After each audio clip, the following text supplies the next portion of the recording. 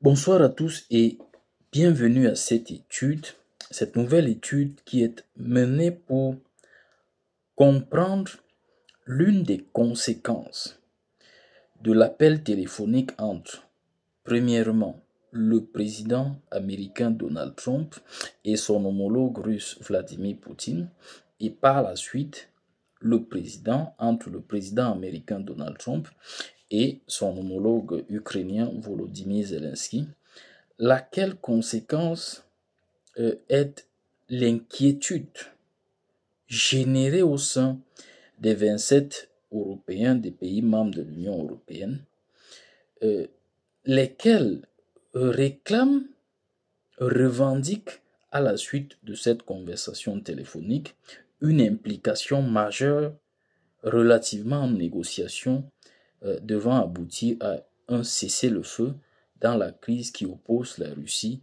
à l'Ukraine. Ainsi, la thématique que nous voudrions décrypter est conflit en Ukraine, les ambiguïtés d'une Europe peu sincère.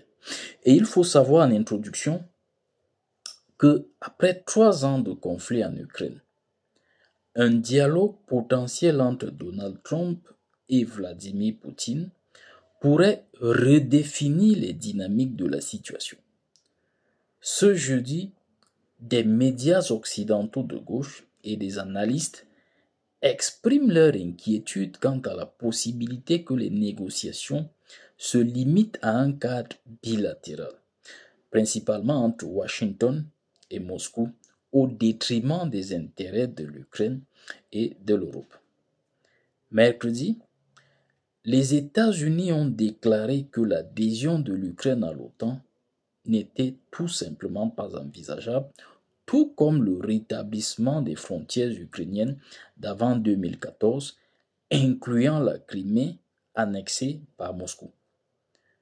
Cette situation suscite des vives inquiétudes en Europe, notamment en ce qui concerne les concessions potentielles. Il est crucial de reconnaître que ces éléments sont au cœur des véritables causes de la guerre en Ukraine. Et Donald Trump, quant à lui, adopte une approche franche, se distanciant de l'hypocrisie perçue dans le discours européen depuis 3 ans, qui prône la fin des hostilités sans toutefois aborder les racines profondes et authentiques de cette guerre. Et cela nous amène à la problématique centrale de cette étude, celle que nous voudrions aborder,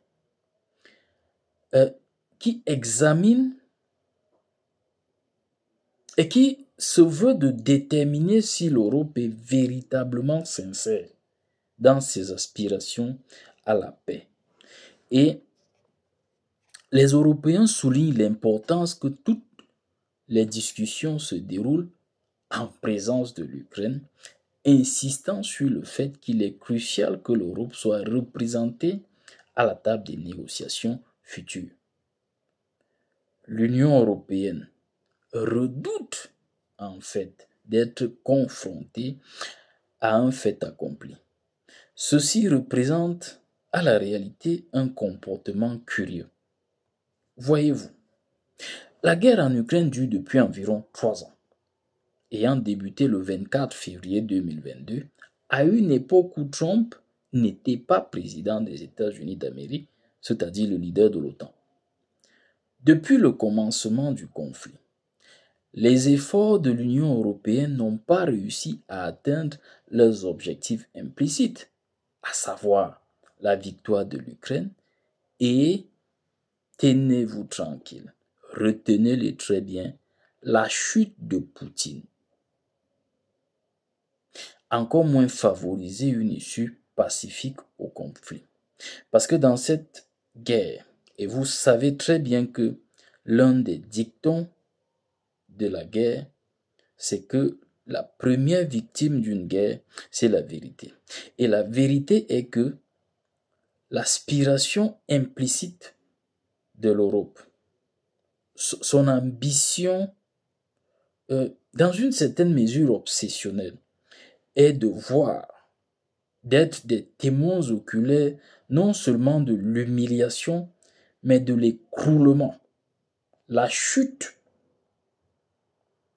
et l'échec, le triomphe de l'Ukraine en général sur la Russie, mais particulièrement sur le leader de cette Russie-là, c'est-à-dire Vladimir Poutine.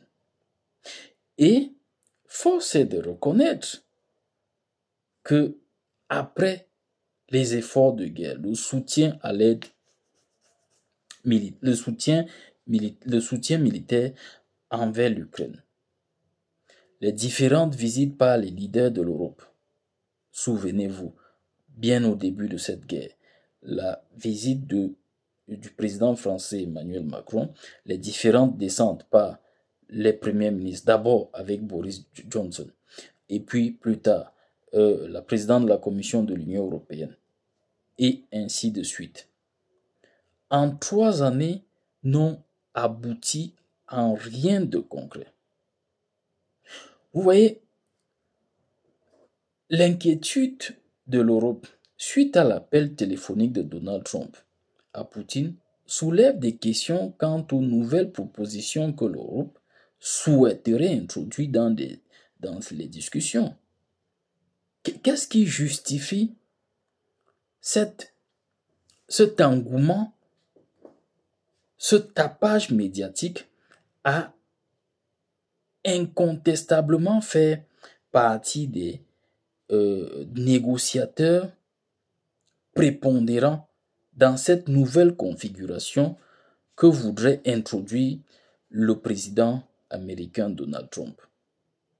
En réalité, il apparaît que l'Europe recherche pas tant la paix en Ukraine, mais principalement la chute. La chute du leader de la Fédération de Russie, c'est-à-dire Vladimir Poutine. En explorant ces deux dynamiques, notamment la renonciation par l'Ukraine de son projet d'adhésion à l'OTAN et le renoncement au territoire conquis par la Russie, principalement le Donbass, avant 2014, il ne s'agit ni d'une concession à la Russie, ni d'une capitulation, ni même d'une offre amicale de Trump à Poutine. Il faut bien comprendre la substance de l'orientation et de la démarche du président américain. Selon Trump, après 3 ans de conflit intense, il est temps d'adopter une approche réaliste concernant l'Ukraine.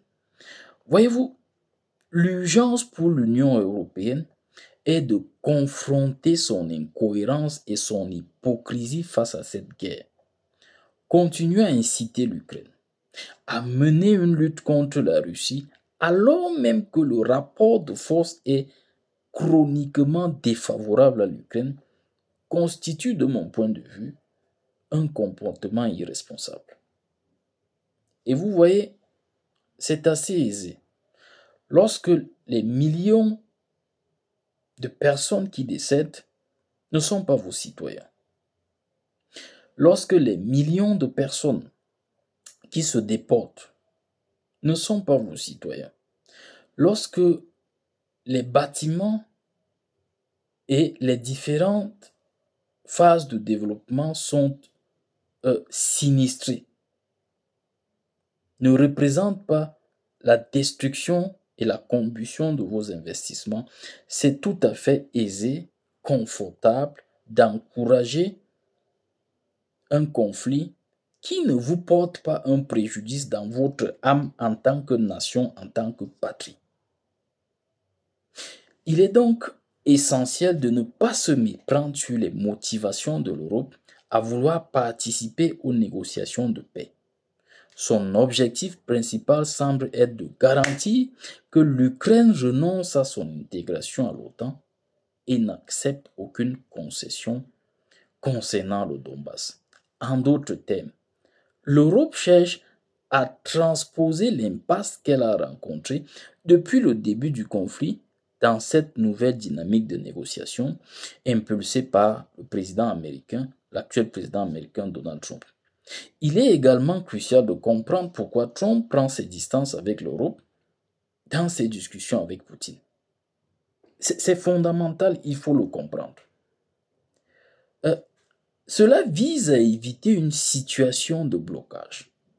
Car, et il faut le savoir, l'Europe ne pourra jamais, sous aucune condition, faire des concessions sur ces deux points. Alors même que cela peut constituer une voie vers la paix, incontestablement. Si l'Europe en avait eu la capacité, elle aurait agi ainsi avant l'arrivée de Trump au pouvoir. À mon sens, si l'Ukraine aspire réellement à la paix, si le président Volodymyr Zelensky est sincère quant à pacifier sa nation, sa patrie, alors il devrait tout naturellement exclure l'Europe des négociations et assumer la maturité de son pays. Il me semble que l'Ukraine est suffisamment mature pour faire preuve de bon sens et prendre des décisions qui concernent sa nation dans le court, le moyen ainsi que le long terme. En somme, la situation en Ukraine après 3 ans de conflit met en lumière des dynamiques complexes et surtout contradictoires au sein des relations internationales. L'absence du principe de réciprocité, une dynamique fondamentale en relations internationales. Le potentiel dialogue entre Donald Trump et Vladimir Poutine en Arabie Saoudite pourrait redéfinir les contours des négociations, mais soulève des préoccupations légitimes quant à la représentation des intérêts ukrainiens et européens. L'Union européenne, en insistant sur sa présence dans les discussions, semble davantage préoccupée par la préservation de ses propres intérêts et de ses animosités personnelles envers Vladimir Poutine que par une résolution véritable du conflit. Les récentes déclarations des États-Unis concernant l'adhésion de l'Ukraine à l'OTAN et les frontières d'avant 2014 indiquent une volonté de réévaluation des priorités stratégiques de ce conflit. Ainsi, dans ce contexte, il est impératif que l'Europe prenne conscience de son rôle ainsi que de ses responsabilités, en évitant une approche qui pourrait être perçue comme hypocrite et incohérente. Pour que la paix soit atteinte, un dialogue sincère et inclusif est nécessaire, lequel doit prendre en compte les aspirations légitimes de l'Ukraine. Et ça, il faut le dire au moment où nous concluons. Nous ne sommes pas contre la mise sur table des aspirations légitimes de l'Ukraine à l'issue de ce conflit. Pas du tout. Nous estimons d'ailleurs qu'elle devrait, dans les négociations, soumettre un protocole d'accord relativement à ses aspirations et exiger des concessions aussi de la part de la Fédération de Russie. Et de mon point de vue, je ne doute en aucun moment de la bonne foi du dirigeant de la Fédération de Russie, Vladimir Poutine, à céder à certaines concessions exigées par l'Ukraine si l'issue, l'aboutissement de tout ça, c'est la paix entre les deux nations. Ainsi, si l'Europe souhaite réellement jouer un rôle constructif, ce qui est tout à fait légitime, une réclamation et revendication légitime, elle doit faire preuve de maturité en acceptant de laisser l'Ukraine mener ses propres négociations, tout en garantissant que ses intérêts ne soient pas sacrifiés sur l'autel de la diplomatie. La paix durable ne pourra émerger que si toutes les parties impliquées reconnaissent la complexité des enjeux et s'engagent à les résoudre de manière équitable et respectueuse. Merci infiniment de nous avoir suivis. Nous vous invitons à vous abonner à cette page et à continuer de bénéficier des analyses objectives et pertinentes sur l'actualité internationale. Une fois de plus, merci et à très bientôt.